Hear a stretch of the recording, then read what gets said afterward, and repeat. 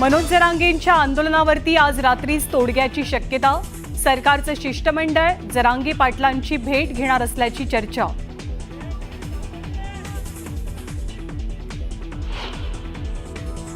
मनोज जरांगेंना आझाद मैदानात 1 दिवसाच्या आंदोलनाची परवानगी।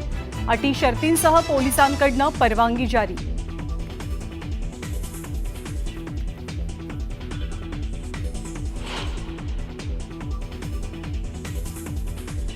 सर्व नियमांचं पालन करणार, बेमुदत आंदोलन 1 दिवसाचं नसणार। आंदोलनाच्या परवानगीवरती मनोज जरांगेंचं वक्तव्य।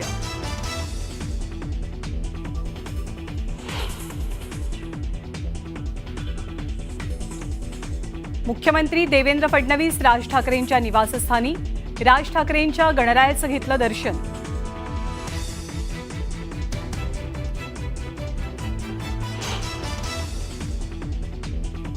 उद्धव ठाकरेंकडून राज ठाकरेंच्या शिवतीर्थावरती गणपतीची आरती। गणेशोत्सवानिमित्त उद्धव ठाकरे सहकुटुंब पहिल्यांदाच राज यांच्या शिवतीर्थावर।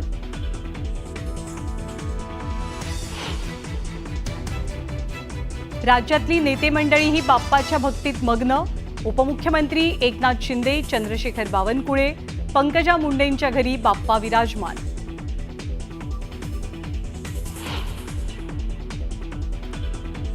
लालबागच्या राजाच्या दर्शनासाठी लोटली गर्दी। नेते मंडळी आणि सेलिब्रिटीही राजाच्या चरणी लीन।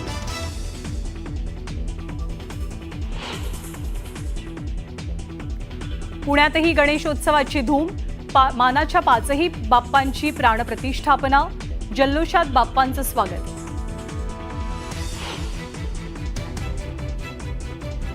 श्रीमंत दगडूशेठ हलवाई गणपतीच्या दर्शनाला पहिल्याच दिवशी तोबा गर्दी। हजारो भाविक बाप्पा चरणी लीन।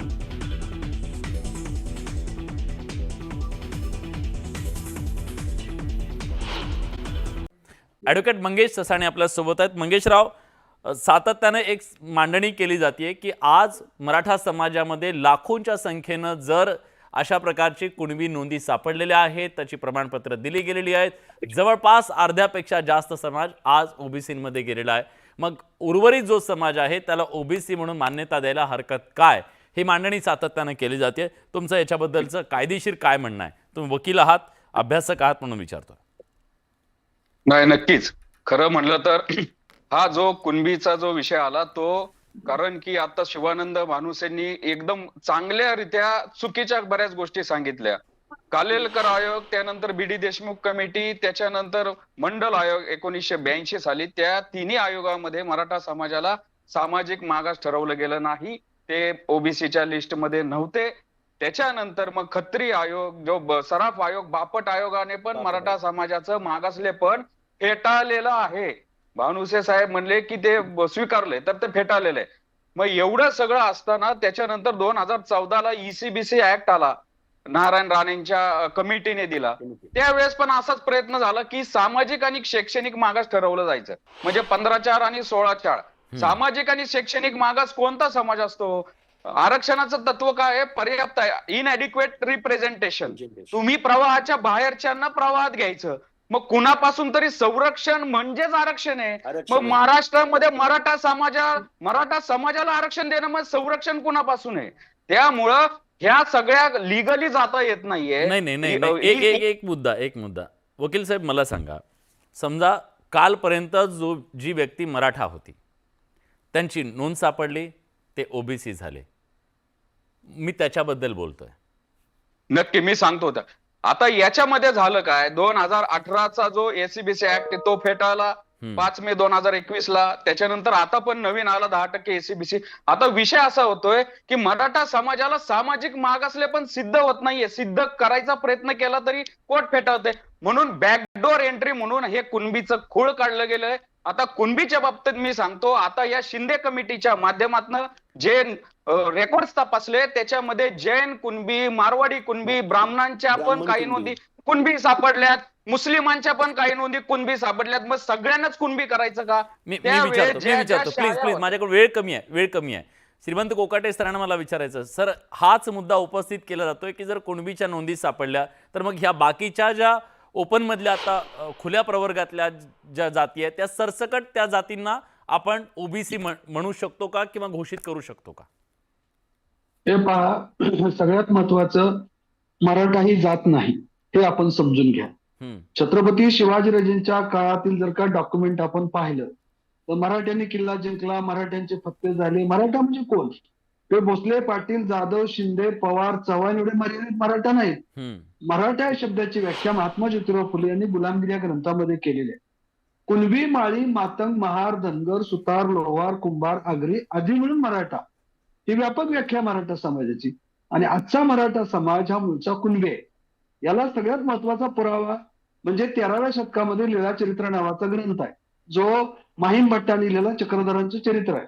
13व्या शतकातलं म्हणजे 800 वर्षापूर्वीच आहे. त्यामध्ये देखील आजच्या मराठ्यांचा उल्लेख कुणब्याचा सापडतो. आणि तुकाराम महाराजांची जी गाथा आहे त्या गाथ्यामध्ये सुद्धा अनेक अभंग आहेत. बरे झालो देवा कुणबी केलो, नाही तर दंभे जास्त मेलो. आता तुकाराम महाराजांचे देऊचे जे वंशज आहेत ते सगळे मराठा म्हणून लावतात, पण त्यांच्या जुन्या नोंदी कुणबी आहेत. त्यामुळे आजचे मराठा मूळचा कुणबी त्याच्याबद्दली आहे. गोष्ट आहे मग सर, सगळ्यांचेच कुणबी दाखले, कुणबी नोंदी आहेत ना, ब्राह्मणांच्या पण नोंदी आहेत. मराठा जे बोललं जातं ना हे डुप्लिकेट ओबीसी आहेत, कसं डुप्लिकेट? मातंग समाजाच्या पण कुणबी नोंदी आहेत. डुप्लिकेट ओबीसी कसं म्हणणार? लक्ष्मणजी हा आवाज पोचतोय का माझा? हा येतो जरा लवकर, कारण वेळ कमी आपल्याकडे. हा नाही, मला थोडासा मला जास्त वेळ मिळावा माझी विनंती आहे. कारण मला काही तुमच्या समोर कोकाटे साहेबांनी जे सांगितलं की मराठा हा प्रदेशवाचक होता मान्य आहे मला, पण विषय काय आहे की आता हिंदू मराठा असं जात आपली आहे की नाही तेवढी मला सांगा फक्त. आहे की नाही? जुनी काय एक मिनिट रेफरन्स घ्यायचे का नाहीत आपण? नाही घ्यायचे ना, घ्यायचे एक मिनिट सर, आपण जुने रेफरन्स घ्यायचे हो, का मला नाही? बोलू द्या कंटिन्यू. बरं हा बोला बरं, तुमचा मुद्दा पूर्ण करा. एक मिनिट मुद्दा तुम्हाला सोडत नाही मी. सगळ्यांना कुणबी म्हणून ओबीसी करून टाका. एक मिनिट मला बोलू द्या. ब्राह्मणांचे घ्या, जैनांचे घ्या, मुस्लिमांचे विलासजी मला घ्या. कंटिन्यू करू द्या.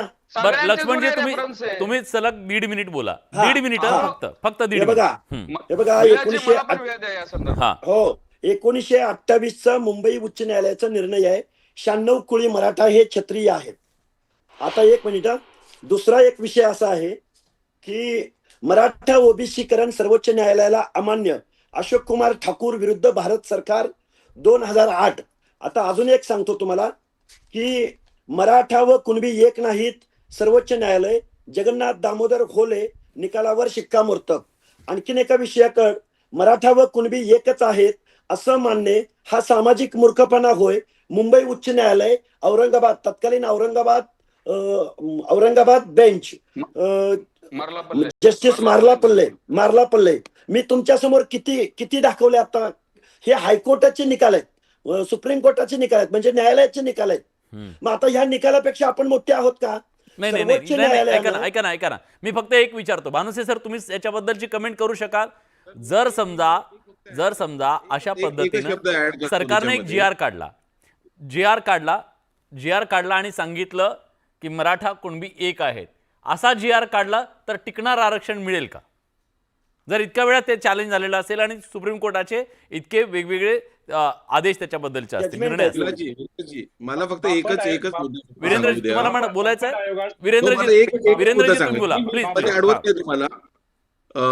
हाके साहेबांना सांगायचं, हाके साहेब आपला महाराष्ट्र आहे, एवढा मोठा महाराष्ट्र आणि मोठ्या मनाचा महाराष्ट्र आहे. मी तुम्हाला एक उदाहरण फक्त देतो. मुंबईमध्ये मी रजिस्टर्ड संस्थांची यादी 1900 सालापासून आणली होती आणि त्याच्यामध्ये मला एक रजिस्टर्ड संस्था मिळाली. त्याचं नाव होतं अखिल भारतीय क्षत्रिय मराठा धनगर समाज लिमिटेड, आणि ती आजही अस्तित्वात असावी असं मला वाटतं. म्हणजे पूर्वीचे जे लोक होते ना, ते आपण क्षत्रिय मराठे सर्वांना म्हणायचो आणि पुढे धनगर लावायचो. आज त्याच्यानंतर मंडल आयोगामध्ये आपण जातीवरती स्प्लिट झालेलो आहोत आणि वेगवेगळे झालेले आहेत. त्यामुळे एक फक्त लक्षात घ्या, मी तुम्हाला एकदम चांगल्या याने सांगतो की आपले जे मागचे जे संबंध आहेत ते आपल्या ह्या बाकीच्या गोष्टीच्या संघर्षामध्ये जास्त ताणू नये, तुटू नये, एवढीच एक व्यापक म्हणजे माफक अपेक्षा. उत्तर प्लीज 30 सेकंद, माझा वेळ आणि मला वाटतं पार्ट 2 करावं लागणार आहे.